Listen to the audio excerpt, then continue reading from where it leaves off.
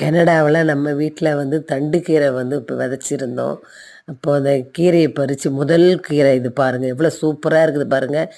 கடையில் வால்மார்ட்டெல்லாம் போனாக்கா ஒரு கட்டு கீரை வந்து $4 $5 அப்படின்றான். ரொம்ப எல்லா கீரையும் விலை ஜாஸ்தி, அதுவும் நம்ம ஊர் கீரை கிடைக்காது.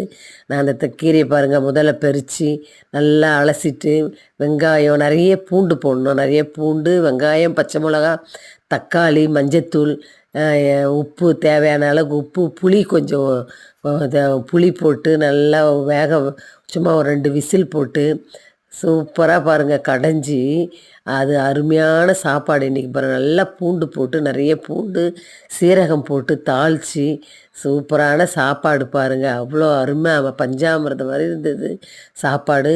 நெத்திலி கருவாடு கத்திரிக்காய் வறுவல் உருளைக்கிழங்கு ஃப்ரை எல்லாமே சாப்பாடு சூப்பராக இருந்தது.